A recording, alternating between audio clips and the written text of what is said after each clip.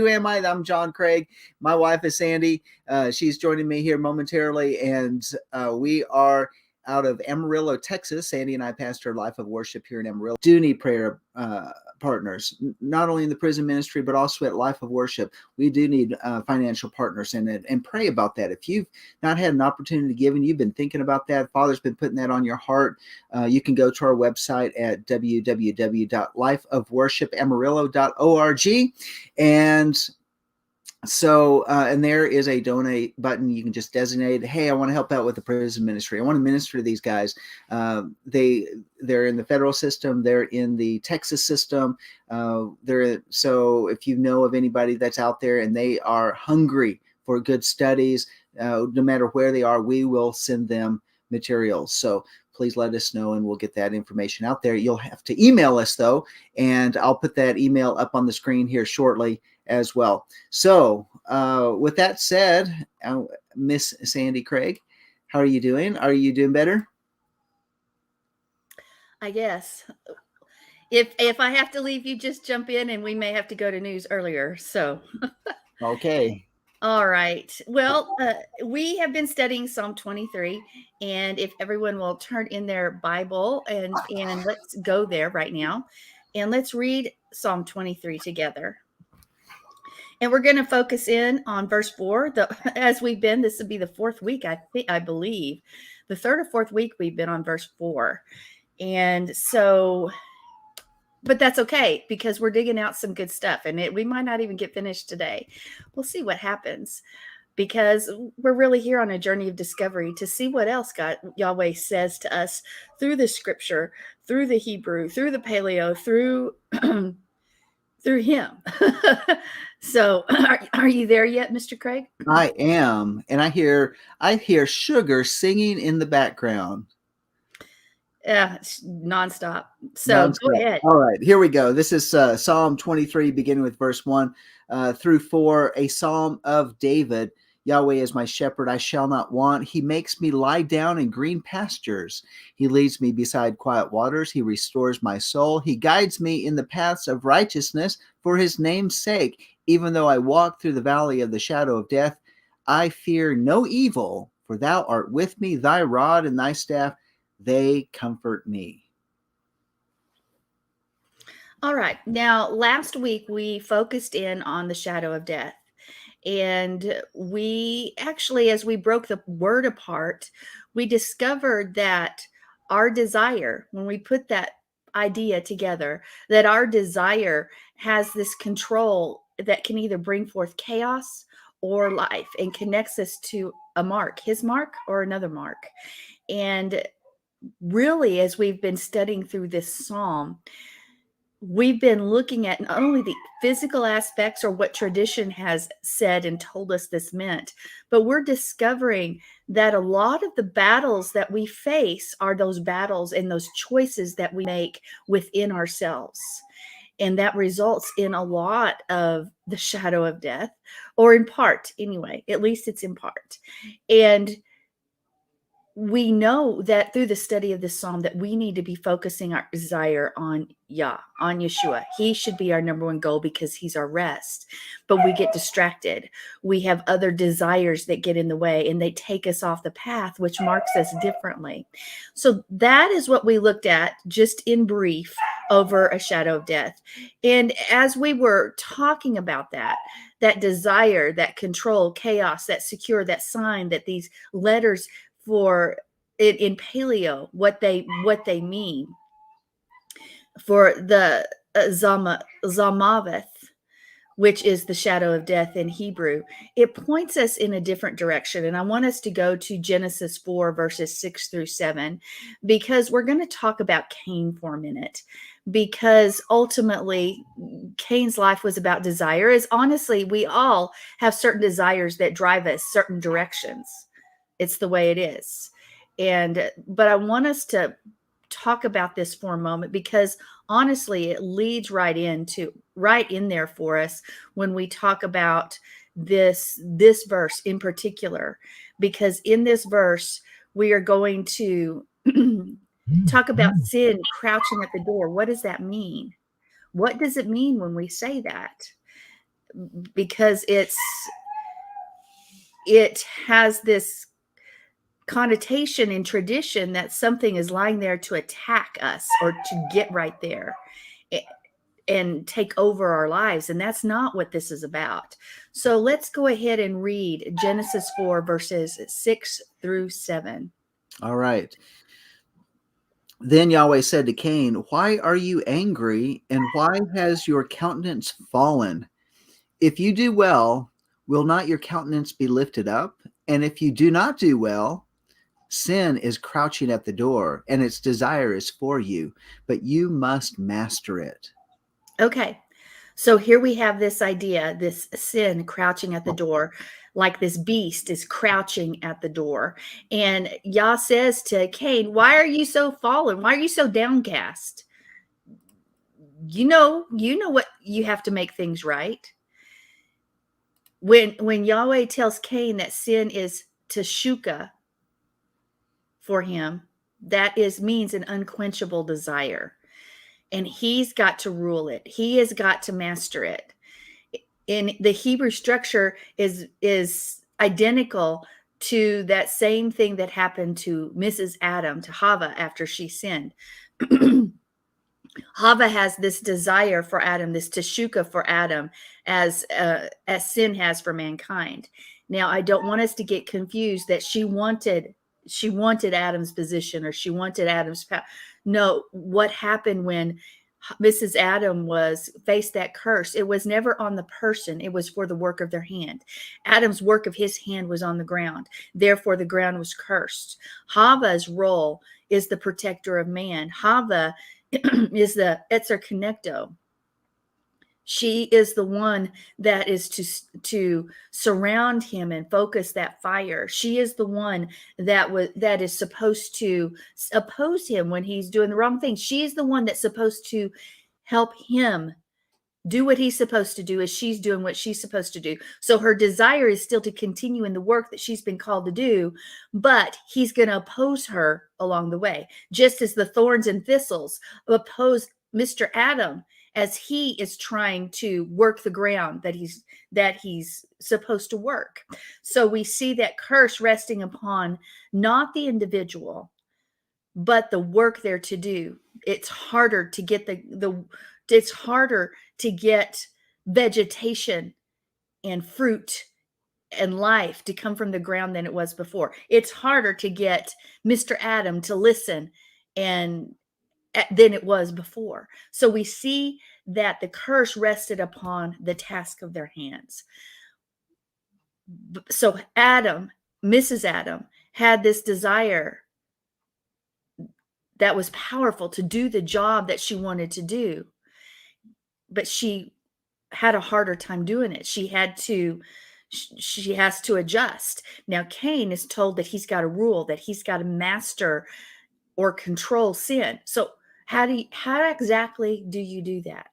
Well, Yah says if Cain chooses, that's the key word, chooses to do well, what is good, he will remain safely within the house.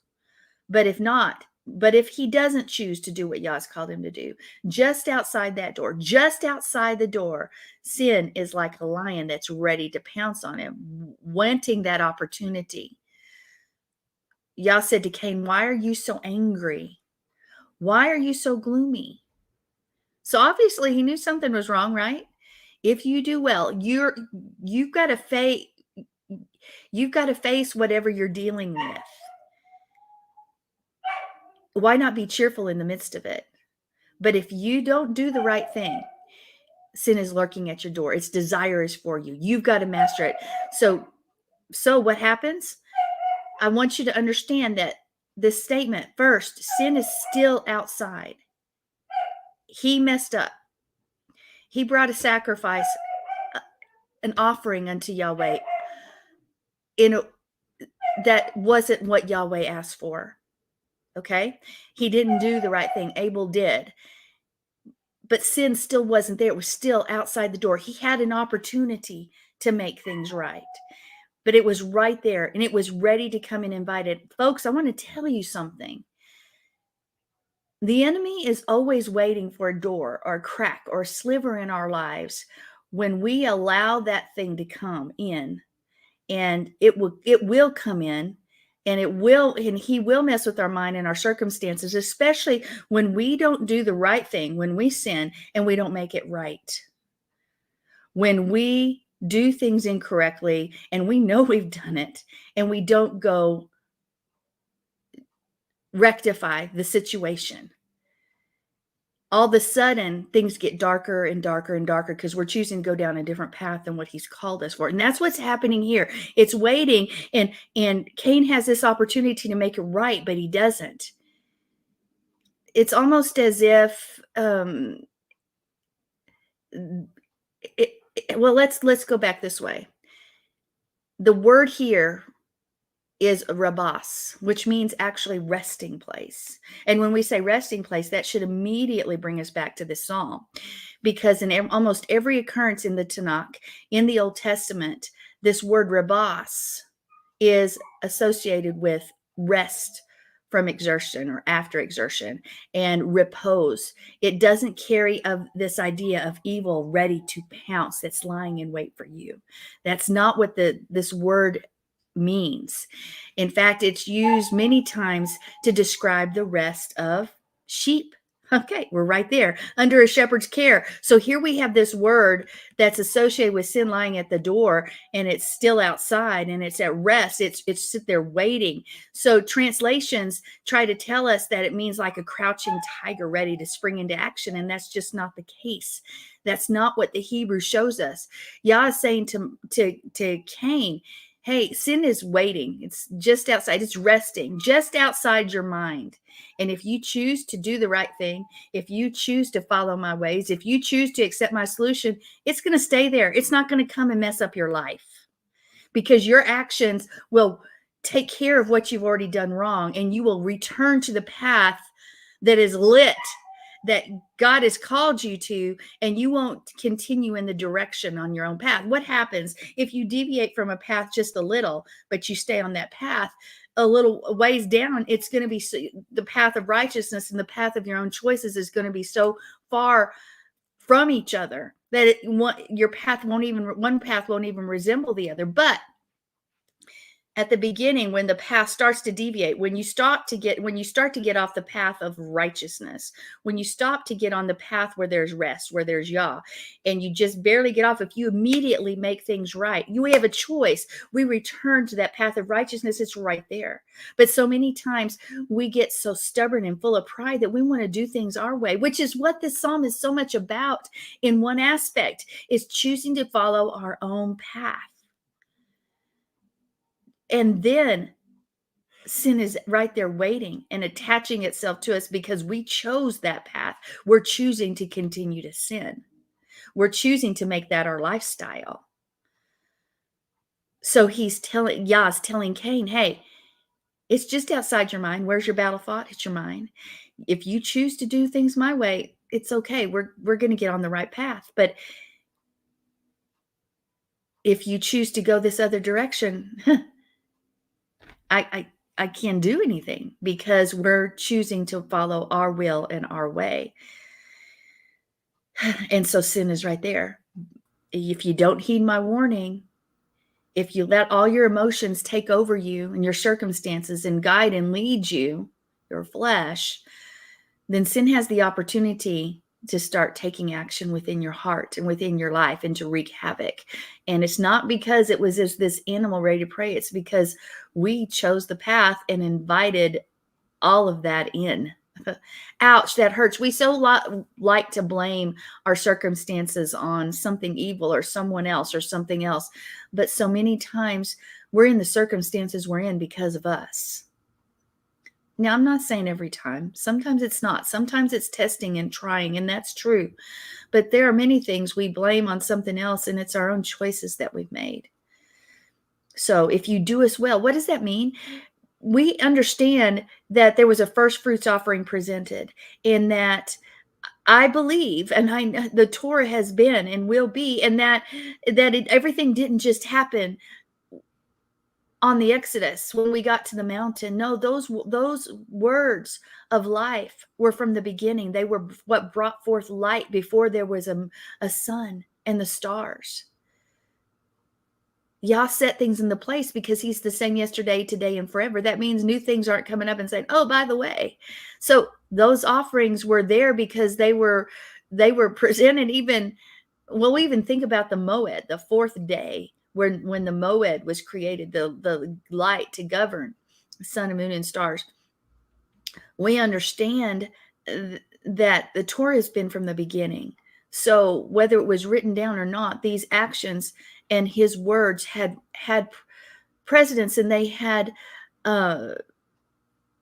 weren't unknown to Mr. and Mrs. Adam or their kids because it was from the very beginning. So my question is, if I'm Cain, you would say, what is doing well? But he knew what he didn't do. Cain didn't ask the question, what was I supposed to do? He didn't ask that because he knew what he was supposed to do. He knew that he deviated from Yah's word. He knew that he missed the mark, which is sin. You're missing the mark. It's like an archer shooting, and you're missing the mark because he didn't ask the question, which shows he knew. And Cain and Abel are supposed to bring a specific offering. One's accepted, one's rejected. If we want our offering, go ahead. I was just going to say something about about that word desire, and the things that you're talking about. Yeah, because the root of it is shak, which is it means a river or a course. And when we think about things from a Hebraic perspective, what do we think in regards to, you can look at a river. A river starts at the mountain, it comes down into the valley, it flows out to the sea, it evaporates, and rain comes and it drops on the mountain, and it's a cycle. You can look at it as a cycle of the course of the year in regards to the feast seasons, and so it doesn't say specifically what was this a particular feast that Cain and Abel were bringing an offering to Yahweh. Could very well have been Passover, and where one gave a lamb, a Passover, the other one gave a mincha offering. But the point was, it was a time for that. It was during the course. The thing is that what man wants to do is man likes to take things into their own hands and create their own religion. And you can look at this situation like Cain, is that he was breaking the course. He began to substitute something that was inappropriate, and Yahweh said that was sin. And I mean, you can take this a lot of different directions, but this is something I was just thinking about. Is it's like what course are we going to jump into? What river are we going to get into? And we can go one way. Cain really thought he was doing the right thing, but so do Christians when they celebrate Easter and Christmas. And many Christians even celebrate the satanic holiday of Halloween. They think, oh, it's just a fun day, it's a harvest day or whatever. But the problem is, it's the wrong cycle, it's the wrong course, it's the wrong river. And you can't just get into one river and not be contaminated by that river and then thinking that you're doing it for the children, or you're doing it for your way of worshiping Yahweh. We're not supposed to do it that way. And it almost seems like that's what Cain was doing, is that he got into the wrong river.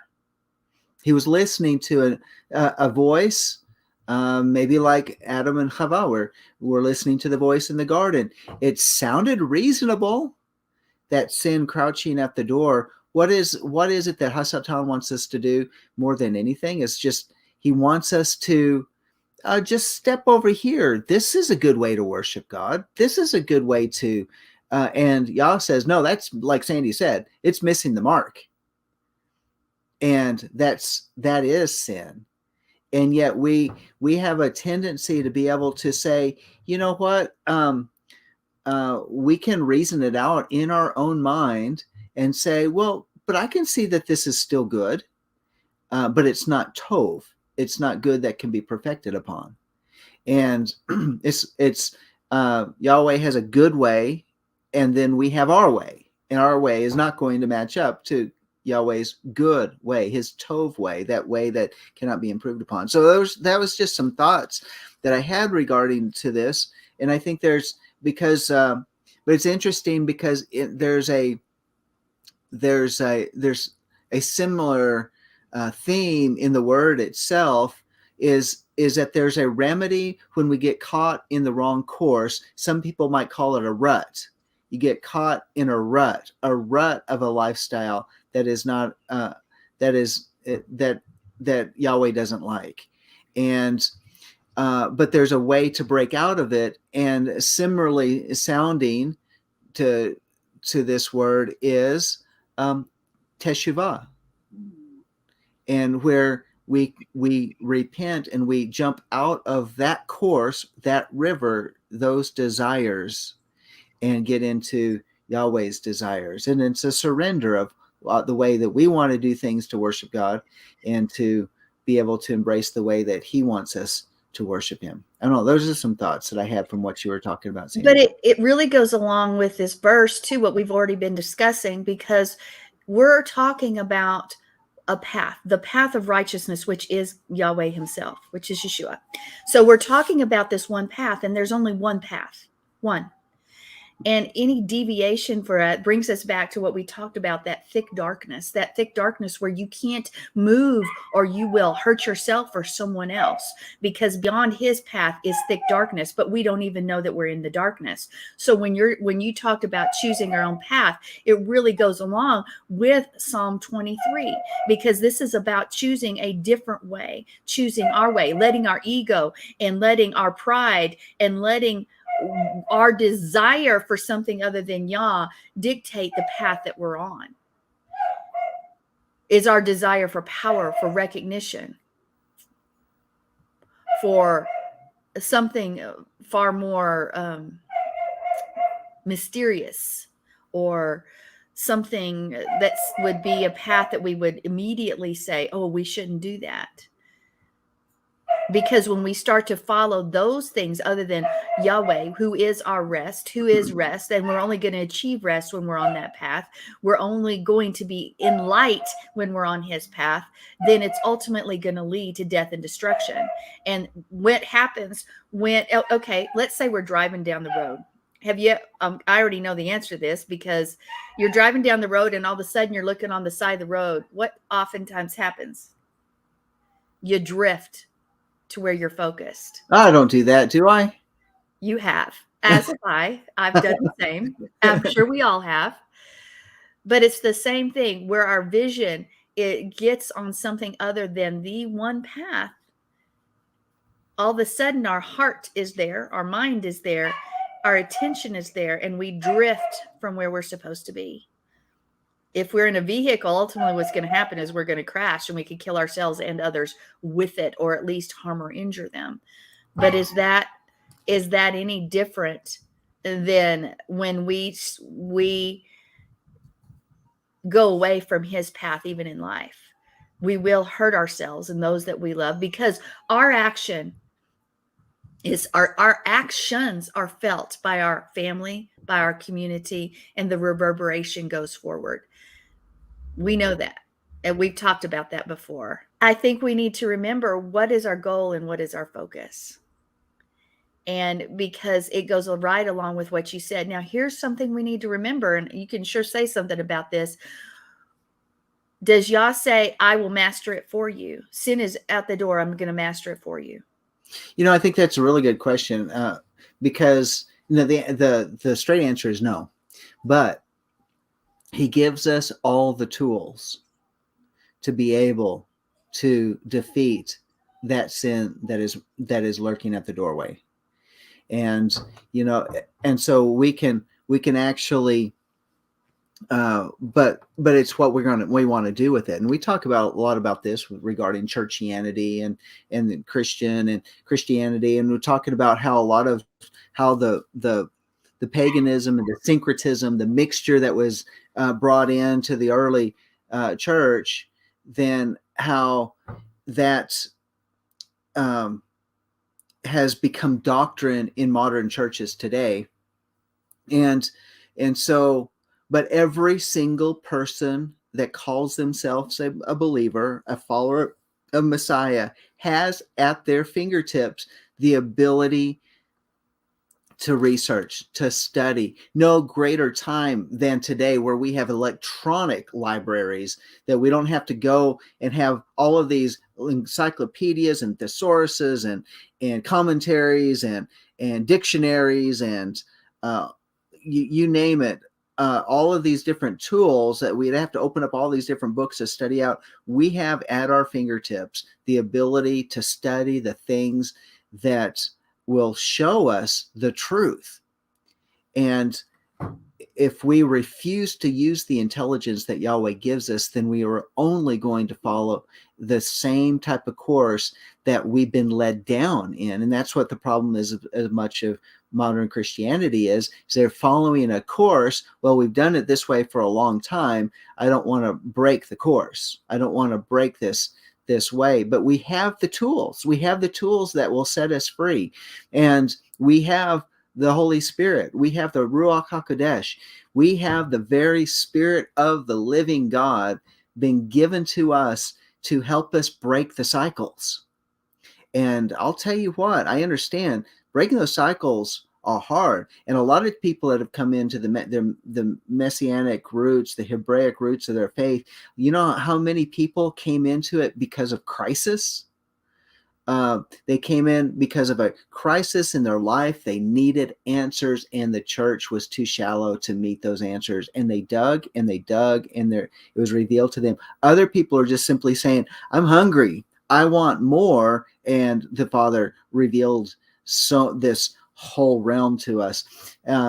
Some like Sandi and I, we were when we're connecting the dots, and we began to see so many of the pagan roots, we're like, whoa, if Yah doesn't like these things, what are we celebrating them for? And there was a lot of things that just didn't fit right. It didn't seem right. It's like, Sandi, if you remember, at one point in time, there was way back when, there was somebody that wanted an Easter egg hunt. And we were like, no. We said oh, no. we don't want that. And we just felt like it was wrong. That was way back in 2005. It was and but from the beginning, we were studying out Hebrew and searching for truth. And it's, that's been our journey. As we're sensitive to those things, our spirit speaks to us and just says, wait a minute, hold on just a minute. It's kind of like we were talking about on Let Us Reason Together yesterday, with the shower thoughts about Christmas, right? And the shower thought was that Christmas, we were joking about it, and we're making light of it, but for a lot of people, Christmas is a deadline and not a festival. And because people are rushing around trying to get everything ready, the decorations, the food, the presents, everything has to culminate all on that one day. And it's like, whoa, why are people doing that? And because they got caught in a course of a torrent. It's a river that's unclean, and yet they won't break the cycle because it's for the children, it's for the family, it's for the gathering. It's so we can feel good that one day, but we hurt going up into it with all the pressures of it, and then afterwards all of the cleanup and all of the bills and the debt and all the stuff that people getting themselves involved with, and the complete materialization of that whole process. That's not what the Father wants for us. And so when we jump out of that stream and we jump into his cycle of things, well, is there pressures coming up on Pesach? Pressures coming up for Shavuot, pressures coming up for Sukkot, and different things, when you're organizing and putting it together and all that sort of stuff, you can probably say, oh, it can be a deadline too. But it's about a journey, and that journey, it takes us from one feast day to the next feast day to the next feast day, because each feast day is an appointment set apart unto Yah. That's what we've been called to. We've been called to meet with him. We're not called to go from one event to the next event. We've been called to meet with him. And that's his expectation. And so in that, there's great shalom. In that, there's great shalom, but deviating from that will cause chaos because we're off that path. And Yes. chaos will wreak havoc in our life.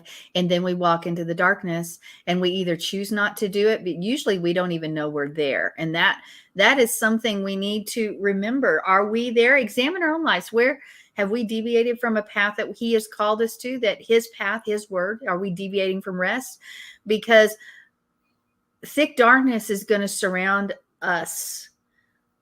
Even when we're on the pathway of light, off of that path is darkness, but our purpose is on his pathway, the pathway of righteousness.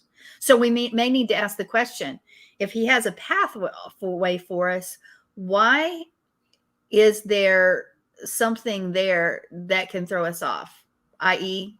the serpent or the tree of the knowledge of good and evil? Why was it even there if they had a purpose?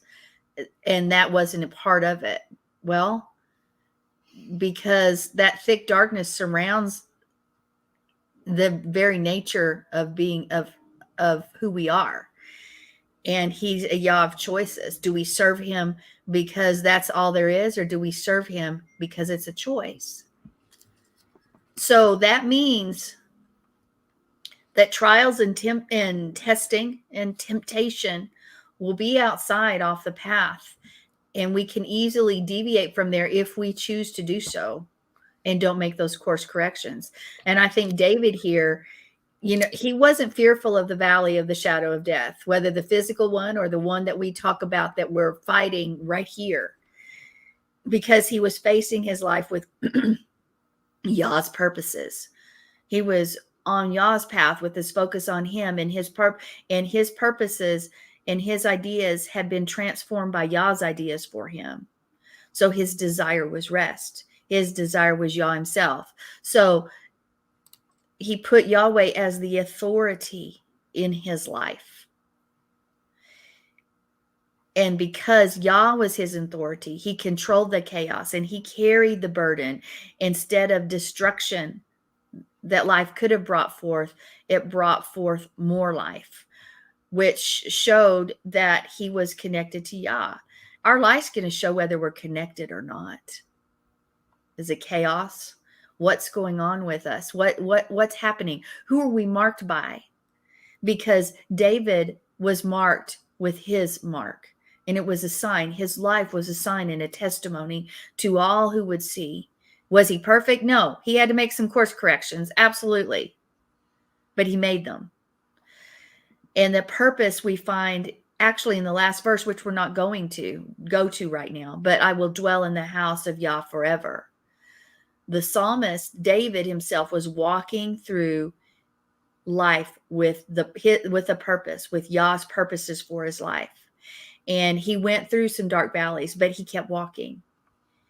He kept walking, and his countenance was bent towards Yah. And he knew that if he stayed on his path through those places, that he would get to the end and he would have life, and that more abundantly. So the journey, when you have that perspective, is a stroll because you're trusting him, even if it's in the dark places, even though the thick darkness surrounds the path that you're on, even though the people outside are trying to pull you away from that path. We have that choice. Sin's right there waiting for an opportunity where we open the door and say, come on in. But David's choosing not to, we're not going to have time to talk about fear tonight, but he is choosing to stay on that path and trusting Yah with every step he's taking. He may not know the complete future, but he knows it in part, that Yah is his future, and Yah is the only place where he is going to find his desires met, and his desire begins with rest. So he can let the clouds rage and the storms come, but he's going to continue on the path that Yah's chosen for him, because Yah's with him. So anyway, that's what we have. We're sort of at a stopping place for this evening. So we will talk about fear next week and jump in from there, because I think we're going to have some really interesting discoveries when we go over the next part of this verse, because it is, again, we're going to look at it from a Hebrew perspective, not necessarily the tradition that we've always carried with us. I will fear no evil, for you are with me. What does that mean? What is evil? What does it mean that we're not going to fear that thing? We're going to talk about that next week. Be back here and walking in spirit and in truth next week, y'all willing. And until then, shalom.